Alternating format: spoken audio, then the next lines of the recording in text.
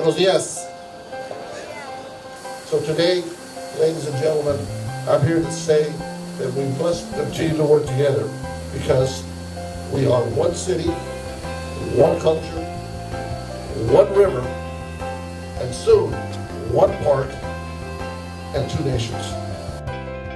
Passion, devotion, and loyalty to his country, sprinkled with a lot of love and appreciation for Mexico. That's what makes Gerry Schwebel so special to both the sister cities of Laredo and Nuevo Laredo. But admiration for him travels beyond the borders of Laredo, Nuevo Laredo, and even the states of Texas and Tamaulipas. Leaders in both nations' capitals have come to respect Gerry Schwebel as one of the most authoritative and respected voices when it comes to understanding the symbiotic relationship the two countries share. A lifelong Laredoan, Gerry's love for his hometown is matched by his dedication to his work with IBC Bank, and both show clearly in everything he does. And while Gerry is certainly a leading expert on trade and finance and a leader in the community, he's also a loving husband to his wife Olinda and a caring father to his sons.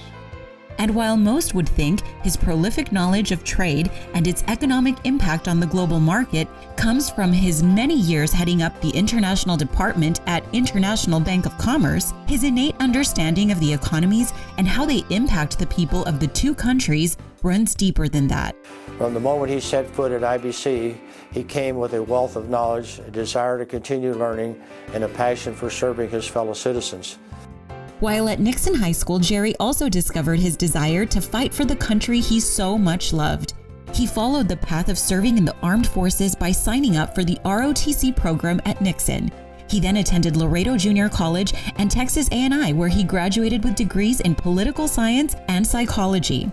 With a fierce determination to live his life as a career Army officer, he proudly received his commission as an officer in the U.S. Army and immediately joined the Combat Arms and Artillery Division. His desire to travel abroad led him to the border of South and North Korea and then to the border of Germany and Czechoslovakia. A joke now that's shared amongst friends that his love of the U.S.-Mexico border comes from working all his life on borders. I can think of all kinds of things, all kinds of adjectives to describe you, Gerry. But the one thing that I came up with more than anything else is disruptor. Gerry, you are a disruptor. I think that because of what you do, because of your intellect, because of your care for this community, that you really push us. You make us think. You disrupt what's going on. You disrupt the status quo. You insert new ideas. You insert new concepts into this community and get people to really think about how we go about changing, particularly this business community and the community at large. And I do appreciate that. I appreciate what you do. Recognizing the genuine affection and understanding of Mexico, soon after Tony Sanchez Sr. asked Gerry Schwebel to meet with Dennis Nixon to discuss joining the team at International Bank of Commerce. Immediately, Nixon and Schwebel forged a partnership through their mutual understanding of the role the U.S. and Mexico play on the global trade and investment market. Never looking back, Schwebel has since headed up the international division, and with his impeccable skills in building relationships, coupled with his strong ties with Mexico, he's built what is sure to be his legacy of building strong ties between the two countries. In the years that followed, Gerry Schwebel has been credited with much of the bank's success in international growth. He's also played an important role in steering our Washington, D.C. leaders in the right direction when it comes to the role Laredo plays in international trade. He sat at the table when developing NAFTA and did so once again when NAFTA 2, or the United States-Mexico-Canada Agreement, was being drafted. It was a monumental task that required skillful negotiations, tact, and the ability to bring everyone together to agree on a new trade agreement that all parties would find economically beneficial. You see, on May 30th of 2019, I wrote a letter to Chancellor Milliken on behalf of the Regional Advisory Council of the University of Texas Health Science Center, San Antonio, our Laredo campus, of which I happen to serve as the chairman. And in that letter, I was inviting him to Laredo to visit this beautiful campus, but more importantly, to share the story of who we are, the challenges we face in healthcare in South Texas, and how we all could do more to meet such challenges. I got to know him a lot better in the last 10 to 15 years when I worked with him at the UT Health San Antonio Regional Campus here in Laredo. Gerry is the chairman of the advisory council, and I, the regional dean. And from the beginning, our top priority was to develop professional health career training programs and be sure that the students here in Laredo could get a training right here in Laredo and not have to leave, go out of town. Gerry then went to the UT chancellor and asked him if he would consider expanding the campus, offering the campus to other institutions. And so as of September of this last year, we now have a multi-institutional facility, which includes UTSA, UT Health Houston, and UT San Antonio. And they're all busy producing programs that are going to be offered here in Laredo. And the thing with Gerry is that once he gets going and he gets very committed, he's kind of infectious, and the other people want to work with him, and things get done.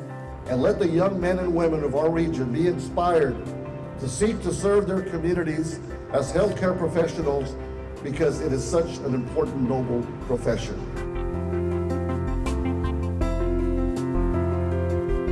After the role he played in helping design the USMCA, he quickly jumped into another project he describes as a game changer, working with ambassadors of both the US and Mexico to develop a binational park along the Rio Grande riverbanks of the sister cities. It's yet another ambitious project that those close to Schwebel say he enjoys taking on. And today, when speaking to Gerry Schwebel, you learn that greatness also comes to those who have a strong support team at home. For him, the home team includes his wife of 45 years, Olinda Schwebel, and their 2 sons. Young men he says he could not be prouder of for their character and their achievements, and a wife who he says never questioned his life decisions, only supported him through unconditional love and devotion to the family. The support of his wife, Erlinda, and his sons, Dante and Gerry, is what keeps him going. His love and devotion to them knows no boundaries. Congratulations, Gerry. Keep up the great work and continue to do more. You know, Gerry, as you told me once, in order to be great, you must think great.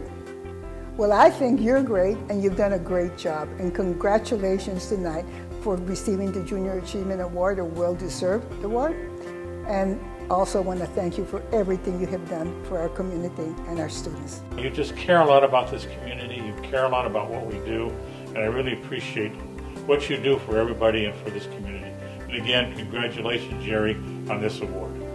When asked how he hopes to be remembered, Gerry Schwebel says, as the groovy guy who worked really hard for the benefit of his 2 communities, which are truly just one community in 2 countries. So let us come together, abrazados como amigos y familias, unidos más que nunca, because we are friends and neighbors forever.